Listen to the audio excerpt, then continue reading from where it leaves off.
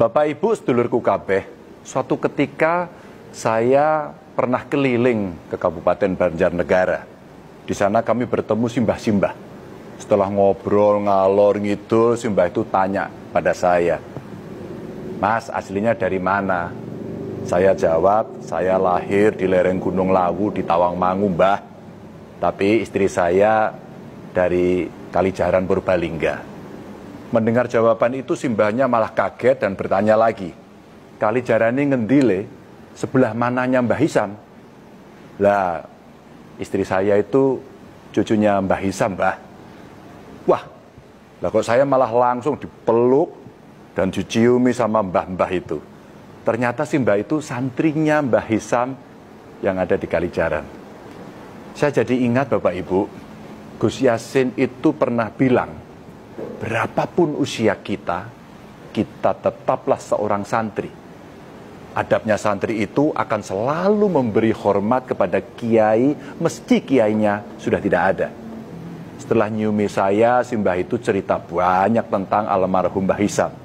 Termasuk bercerita bagaimana pondok pesantren Kalijaran itu dulu katanya dijadikan markas perjuangan di masa penjajahan.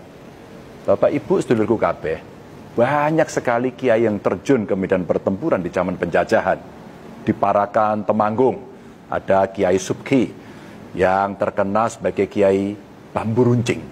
Di Situbondo ada Kiai As'ad Syamsul Arifin yang menggerakkan santrinya, para bekas preman, untuk ikut terjun di medan perang. Ada juga Kiai Abbas Buntet yang dikenal sebagai macan dari Cirebon. Perjuangan kiai dengan santri bahkan terus berlanjut meski kemerdekaan sudah diproklamasikan. Apalagi setelah Kiai Haji Hasyim Asy'ari mengeluarkan resolusi jihad pada 22 Oktober 1945. Gerakan kiai dan santri terjun ke medan perang ini tersebar ke berbagai penjuru Nusantara. Jadi Bapak Ibu sedulurku kabeh, tanpa mengurangi rasa hormat saya kepada kelompok atau komunitas lain, memang sudah semestinya negara memberikan penghargaan setinggi-tingginya kepada para santri, kepada para ulama, dengan menganugerahkan satu hari khusus untuk diperingati sebagai hari santri. Mereka bukan angkatan perang, tapi berani terjun ke medan perang. Kita tidak tahu berapa puluh ribu santri yang gugur untuk merebut dan mempertahankan kemerdekaan. Tapi Bapak Ibu sedulurku kabeh, saya berharap pemberian penghargaan itu tidak membuat terlena para santri di seluruh negeri. Saya menganggap resolusi jihad yang dikumandangkan Kiai Hasyim Asy'ari masih berlaku hingga kini. Jihad mempertahankan NKRI yang diserukan kepada para santri akan tetap berlaku sampai kapanpun. Mungkin ada benarnya yang disampaikan Bung Karno, bahwa peperangan yang kita hadapi akan lebih berat karena harus berhadapan dengan bangsa sendiri.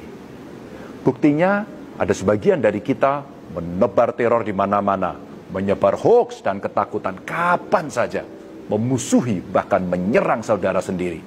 Sentimen kelompok bahkan agama dijadikan senjata. Jika keadaan sudah seperti ini, maka pasukan ampuh yang bisa mengatasi salah satunya adalah santri. Jika kelompok penebar teror bertindak mengatasnamakan ajaran agama, maka para santrilah yang bisa meluruskan pemahaman agama mereka. Jika ada kelompok yang menebar hoaks, yang korup, pemakai narkoba, maka santrilah yang bisa mendampingi masyarakat, memberi pembelajaran yang benar. Karena santrilah yang punya pemahaman agama lebih mendalam.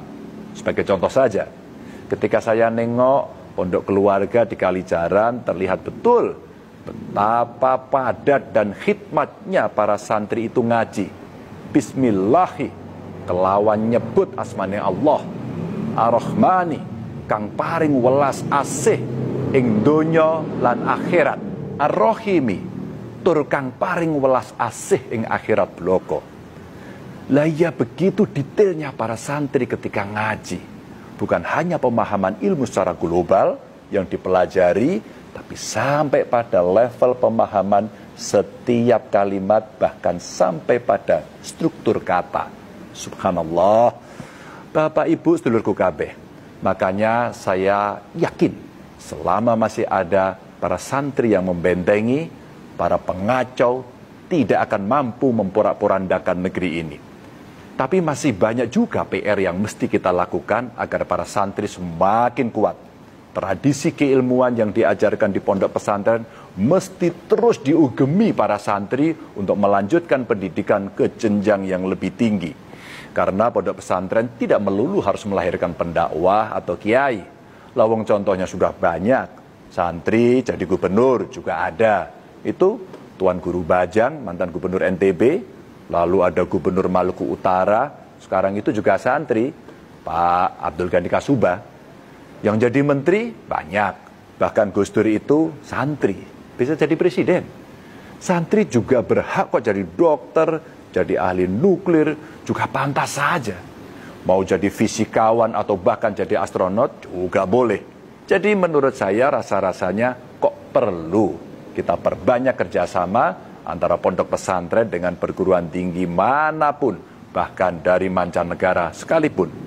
Bisa berupa beasiswa pendampingan pembelajaran atau pelatihan-pelatihan lanjutan bagi santri. Saya kira itu bukan mimpi yang berlebihan.